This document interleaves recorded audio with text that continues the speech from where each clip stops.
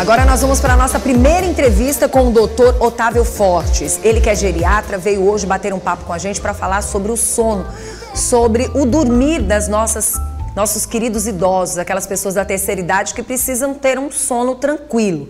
E aí a gente tem que entender melhor se os nossos idosos de hoje estão tendo tranquilidade com o sono. Bom, estima-se, presta atenção, que 45% dos idosos no Brasil apresentam distúrbios de sono. E aí eu fico me perguntando, mudou muito de um tempo passado, os nossos idosos do tempo passado para agora? O que tem mudado tanto e como a gente pode, de uma certa forma, ajudá-los a ter noites melhores? E aí, doutor, quando eu falo que nós temos que analisar esses pontos que vão ser abordados aqui para os nossos idosos, a gente tem que lembrar da gente. Eu, por exemplo, já estou com 52 anos de idade. Esse ano estou completando 53. E aí vem aquele cuidado, aquele zelo para entender que se você se cuida hoje, pode ser que você tenha uma tranquilidade na sua terceira idade. Mas para isso acontecer, a gente precisa entender melhor o que mudou, o que está acontecendo hoje e como a gente pode melhorar o sono das pessoas. É verdade, Vanessa. Bom dia. Bom dia, seja bem-vindo. Prazer é nosso. Muito obrigado. Bom dia a todos que estão nos assistindo. E é como você falou, a gente vai focar um pouco mais no idoso aqui, sim, mas a insônia, os distúrbios do sono, a gente pode generalizar assim, são queixas frequentes em todas as idades. Eu já passei por isso, eu tenho certeza também, que... né? Com Chegou certeza. no 50, gente, não se iluda. Para você chegar no 60 é rapidinho. Então, assim, falar das pessoas de terceira idade sem falar nessa pré-chegada à terceira idade, que para mim, 50 anos, a galera já tem que ficar esperta, já tem que ter alguns cuidados, aí a gente chama atenção para a terceira idade porque tem uma galera jovem, porém já amadurecida, que vem passando por muitas dificuldades de sono também. Sim, sim, com certeza. Então, todas as idades podem ser afetadas com distúrbios do sono, né? Então, a gente tem que entender que quem não dorme bem, não funciona bem. Sim. O sono, ele é fundamental para a recuperação do organismo e para manter uma boa qualidade de vida. Então, a pessoa que não dorme bem, ela vai ter a qualidade do trabalho, né, o convívio social afetado. Pessoa que não dorme bem, não tem um sono reparador, que é um termo que a gente usa muito, ela não vai ter um bom rendimento durante o dia, ela vai estar sempre indisposta, cansada. É uma pessoa que vai estar mais irritada, ansiosa, nervosa. Então a gente tem que entender, e muitas vezes essas alterações não são relacionadas, a própria pessoa não relaciona aquilo com o sono. Por isso que precisa sim procurar ajuda para fazer uma avaliação individualizada e orientar o tratamento adequado. Aí a gente fala da dificuldade para dormir. Pessoas que têm dificuldade para dormir, elas correm o risco de trazer doenças crônicas para a vida delas. Por exemplo, quando a gente fala da terceira idade, eu já fico assim, observadora, porque a vida das pessoas nos últimos tempos não são uma das melhores. Nunca se cobrou tanto exercício físico, nunca se cobrou tanto a questão da nutrição e principalmente a questão do sono. E aí eu fico imaginando, chegar na terceira idade, aquela pessoa que teve uma certa dificuldade para dormir e que chega na terceira idade com mais dificuldade ainda, o que é para acontecer na terceira idade? É para você sentir mais sono, para ser uma pessoa mais sonolenta, ou é uma pessoa que corre o risco de não sentir sono para dormir? Ótima pergunta. Com o envelhecimento, a gente tem algumas alterações no sono, sim, que vão afetar a qualidade do sono. Então, o sono do idoso, ele tende a ser mais leve, mais superficial, é um sono mais fragmentado, tem mais despertares noturnos. Então, naturalmente, a qualidade do sono na terceira idade vai ser um pouco menor. Mas a gente também tem que entender que o sono, a insônia, né, os distúrbios do sono, muitas vezes não são o problema, são reflexos, são sintomas de alguma outra doença. Então, como eu já falei, a qualidade do sono do idoso, as características do sono são diferentes. Mas o idoso também tem um risco maior de outras doenças que podem afetar o sono. Por exemplo, doenças respiratórias, a apneia do sono, que muita gente já ouviu falar, mas infelizmente ainda é muito subdiagnosticada. A apneia do sono impacta muito o sono e a qualidade de vida da pessoa. Outra coisa, alterações de humor, ansiedade, depressão, que é mais comum na terceira idade, também podem afetar o sono, dores crônicas. E outro problema, hábitos. Hábitos inadequados, e aí você falou dessa nossa geração, da realidade de hoje, com a tecnologia que na maioria das vezes nos ajuda muito, mas por outro lado pode afetar negativamente dependendo da gente, do nosso uso. Então a exposição prolongada a telas, principalmente no período noturno, celular, tablet, computador. Eu, às vezes, vou dormir e acordo com o celular, eu tenho certeza que você e muita gente que está nos assistindo também. Então, hábitos inadequados, né, são primordiais aí para a questão do sono. Então, todas as faixas etárias também podem se prejudicar com isso e, da mesma forma, se beneficiar se a gente conseguir regularizar essa higiene do sono. Quando eu falo, doutor, que existe uma preocupação das pessoas a partir dos 50 anos ficarem atentos, eu falo 50 anos porque está bem próximo da terceira idade. Por que eu falo assim? Existe uma diferença do sono dos nossos idosos de hoje para o sono dos idosos há um tempo atrás? Eu sei que você é bem jovem, mas você tem mais ou menos essa noção. O que o senhor percebeu que mudou? O que vem minha preocupação? Com os remédios. As pessoas passaram a tomar mais calmantes, elas têm acrescentado mais um hábito totalmente, uma atitude, um comportamento diferente do passado. Há um tempo atrás você não dependia tanto desses remédios e hoje em dia a gente tem observado isso com uma certa frequência. No que pode impactar, no que pode trazer danos para a saúde mental desse idoso e chamar a atenção da população sobre isso. Sim, você tem razão. Hoje as pessoas querem remédio para dormir e remédio para acordar, né? E o nosso próprio estilo de vida, as pessoas trabalhando por mais tempo, uma rotina mais acelerada, tudo é para ontem, né? Então todo mundo conectado o tempo todo, maior índice de ansiedade, de depressão, isso acaba repercutindo no sono. E medicação, como eu falei, às vezes a insônia ela é consequência de um problema e até algumas medicações que são usadas para outras doenças podem afetar o sono, né? Então, fora que também o uso das tecnologias que não existiam, não tinha essa facilidade toda há uns anos atrás. Hoje isso é muito mais comum e trouxe impacto negativo no sono, né? Então, a gente tem que conseguir conciliar as duas coisas. O uso saudável, mas tendo aquele limite. Então, dicas que a gente poderia dar aqui que vão ser importantes para todas as faixas etárias. Você tem que ter uma rotina de sono, um horário para dormir, um horário para acordar, o ambiente tem que ser adequado, um ambiente silencioso, sem iluminação, evitar o consumo, até que você falou também dos exercícios, atividade física, evitar algumas coisas próximo do horário de dormir, por exemplo, atividade física, consumo de cafeína, né, bebida alcoólica, as telas, né, mais uma vez, que é uma das que a gente mais vê hoje impactando negativamente. E sempre na consulta, a consulta de forma geral de todos os médicos, mas o geriatra principalmente, toda consulta a gente faz uma revisão de todos os medicamentos que esse paciente usa. Pronto, isso se faz necessário, né, doutor, para se analisar qual é o tipo de remédio que você tem ali que pode estar atrapalhando o seu sono. No lugar de estar lhe ajudando, está lhe trazendo algum problema. Exatamente. E tem muito também das pessoas utilizarem remédios e quererem que aquele remédio seja para uma vida toda. Isso também não pode dar um efeito contrário? Com certeza. Na maioria das vezes, a insônia ela não precisa de tratamento medicamentoso. Sim. Tá? A higiene do sono é o pilar fundamental para qualquer distúrbio do sono. Então a gente tem que ter muito cuidado com isso. Só casos muito específicos vão realmente precisar de um remédio e às vezes, como eu falei, a gente tem que tratar a causa. Então às vezes é uma ansiedade que não está tratada e está repercutindo no sono. A gente não vai dar um remédio para aquele paciente dormir, a gente vai tratar a ansiedade.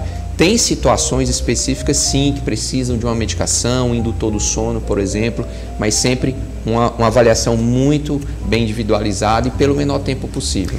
Doutor, o que a gente pode trazer assim de benefícios para quem, por exemplo, está em casa com essa pessoa da terceira idade? Sabe o que eu tenho percebido também?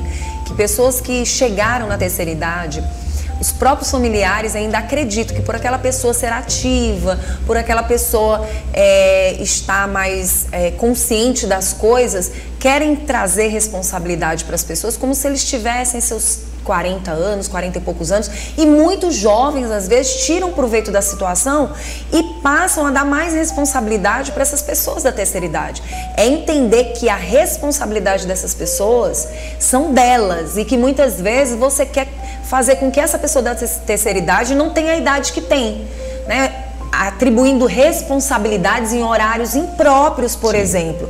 E aí eu queria chamar a atenção do horário para jantar e o horário legal para que essa pessoa possa ir para a cama bem. Porque muitas vezes você imagina, eu posso ficar até 10, 11 horas, muitas vezes vai comer nesse horário e aí essa pessoa não está preparada para dormir. Aí tem a questão do refluxo, ou falou da apneia do sono, mas tem o próprio refluxo, que às vezes a pessoa tem horários totalmente loucos, tanto para se aquietar, como também para se alimentar e dormir. A gente tem que compreender que o envelhecimento, ele é para todo o organismo, então ele vai afetar aquela pessoa e o metabolismo vai ser diferente do indivíduo mais jovem. Sim. Então a questão do refluxo é muito interessante, que também tem pessoas mais jovens, né, o sono. Mas nos idosos é muito mais comum e você precisa de um tempo depois de que fez a refeição, o jantar, por exemplo, de pelo menos 1 hora depois do jantar, para aquela comida descer, para ela ser digerida antes de você deitar, né? Então, até questão de medicamentos, tem alguns pacientes que já têm um horário de tomar sua medicação, depende ali de tomar o remédio junto com a refeição. Então, se vive numa casa que tem outros familiares de idades diferentes, o ideal é conversar, todo mundo tentar alinhar uma rotina que fique o mais adequada possível para todos, né? De forma que não prejudique nenhum e nem outro. Pronto, então assim, a gente chamar a atenção, ele já falou alguns fatores aqui para que você venha prejudicar o teu sono, questão das redes sociais, ter horário para isso também, né? Com certeza. O ideal é limitar o tempo durante o dia. Quando a gente fala isso, é tudo, TV, celular, né? Computador. Que você fica ali, computador, porque a pessoa na terceira idade, não tenho mais nada para fazer, vou ficar aqui no meu celularzinho, quando menos espera já deu 11, meia-noite e ele tá lá. E às vezes essa pessoa que diz que não tem nada para fazer acaba trocando o dia pela noite, fica durante o dia muito ociosa, fica tirando muitos cochilos durante o dia e aí gasta o sono todo durante o dia, chega à noite e não dorme. E aí isso fica um ciclo vicioso e pode impactar várias coisas. Então é tentar ter aquela rotina, a família, se tem um idoso em casa que é mais dependente, já tem uma perda da funcionalidade, conseguir durante o dia colocar atividades para estimular, para deixar aquele idoso acordado, para à noite ser o horário realmente de dormir. Porque as próprias telas, elas alteram o ciclo circadiano. A gente estava vendo agora, antes de entrar aqui em relação a isso, então pode alterar até a produção da melatonina, que é um hormônio fundamental para a questão do sono. Tem outros fatores, doutor, que pode chamar a atenção? Tem. Então, assim, tem a questão da tela, o brilho, a alteração mesmo da produção da melatonina, a questão do barulho, dos ruídos, né? A questão também, como eu falei, do consumo de álcool, de cafeína, exercício físico próximo do horário. Então, são vários fatores. E muitas vezes, até a gente, como eu falei, nem sempre precisa de remédio. Na maioria das vezes não precisa de remédio para dormir. Uma coisa que eu gosto muito de fazer no consultório com meus pacientes é colocá-lo como protagonista daquilo e entregar um diário do sono. Aquele paciente fazer uma autoavaliação do sono, a qualidade, a característica do sono, que horas foi dormir, que horas acordou, quantas vezes acordou na noite, qual a nota que ele dá para aquele sono. Porque às vezes só de fazer essa autoavaliação... Já vai estar se ajudando. Já vai estar... E muitas vezes resolve o problema. Ele percebe que os hábitos estão inadequados e consegue melhorar a higiene do sono dele. E ajuda até nas própria memória, né? Memorização das coisas, você analisando e sabendo o que você fez durante o dia e por que você está sem aquele soninho. Por exemplo, pessoas da terceira idade, o sono do dia, o que falar sobre isso? O horário de acordar, qual seria o melhor horário? Vai depender muito de pessoa para pessoa, tá? Para que ele possa ter um soninho gostoso à noite e não vá precisar desses remédios. Talvez esse equilíbrio de horários de sono vai ajudar no sono da noite. É fato que o idoso, ele precisa de menos tempo de sono do que um bebê, por exemplo. Que o dia do bebê é comer e dormir. É verdade. E o tempo de sono que a gente precisa durante a vida, ele vai diminuindo. Então, o idoso precisa realmente de menos tempo de sono, mas tem que ter um sono de mais qualidade.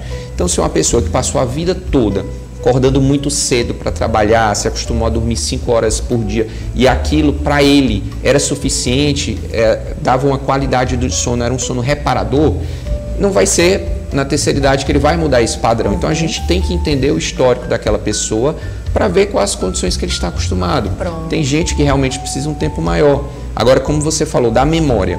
A pessoa que não dorme bem, ela vai ter a memória muito afetada, a atenção muito afetada. Então, por isso que impacta tanto na funcionalidade, pessoas que ainda estão ativas, trabalhando, isso impacta no trabalho.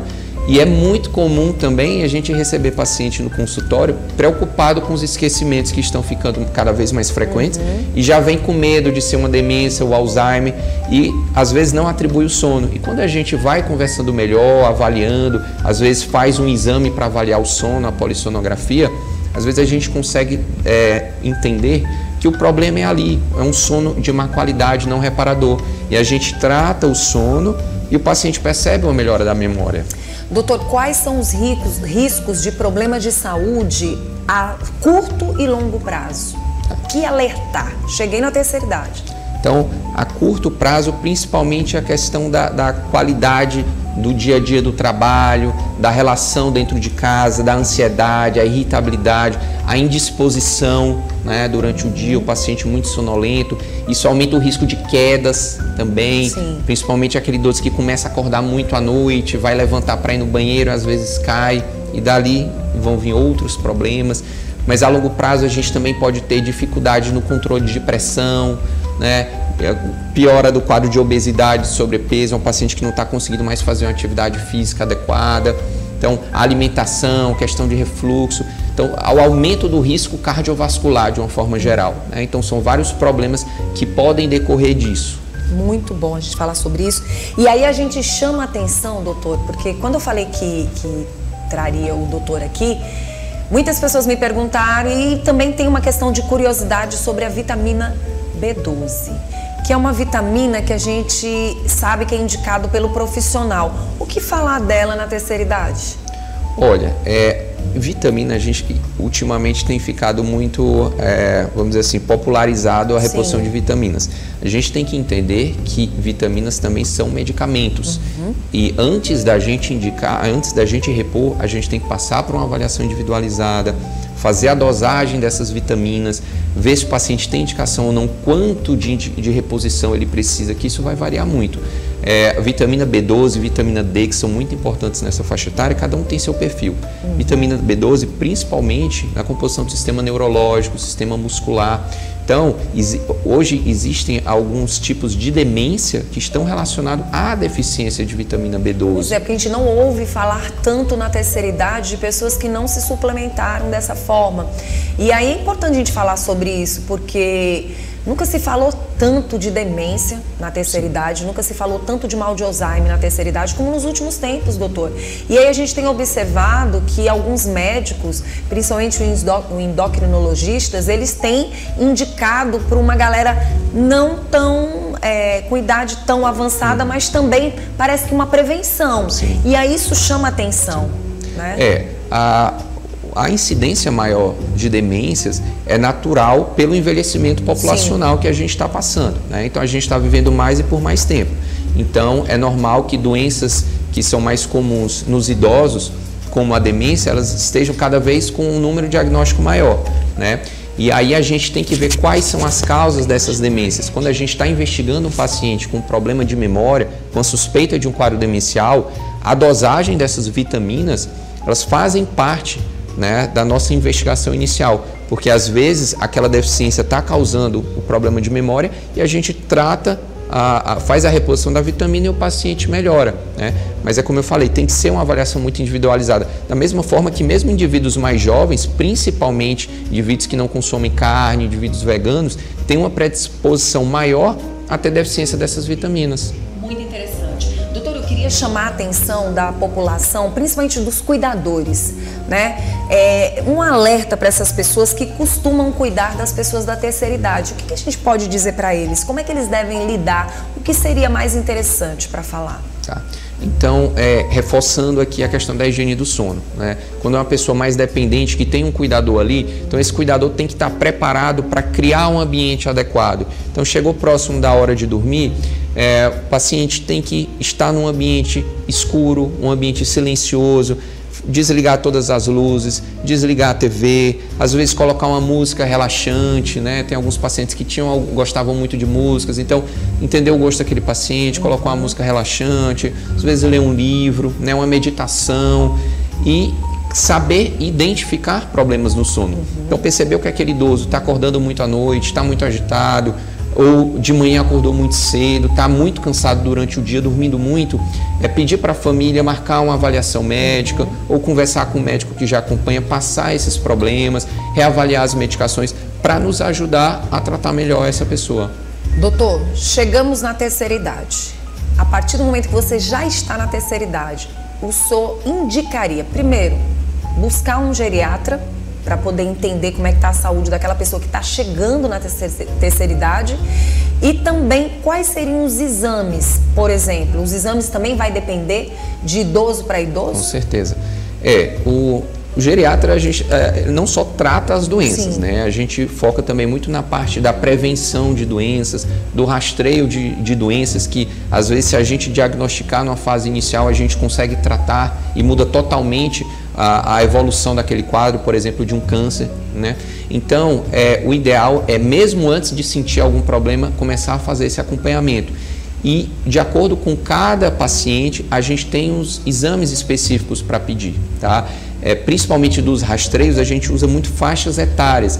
Então, de acordo com cada faixa etária, a gente tem aquelas doenças que começam a ser mais prevalentes e que a gente vai ter que ir atrás. Por exemplo, hipertensão, diabetes, problema de tireoide, deficiência de vitaminas, osteoporose, cânceres, né? Câncer de mama, câncer de intestino.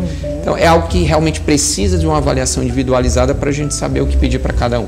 Doutor, eu quero agradecer pela sua presença. Doutor Otávio Fortes veio aqui no nosso programa para falar um pouquinho sobre o sono das pessoas da terceira idade. Nós queremos que elas tenham qualidade de vida. Já trabalharam tanto nessa vida, já cuidaram de tanta gente, tiveram muitas responsabilidades. É hora de descansar com qualidade. Com certeza. Né, doutor? Porque o organismo que não dorme bem não funciona bem. Pronto. Né? Quem quiser entrar em contato com você, doutor?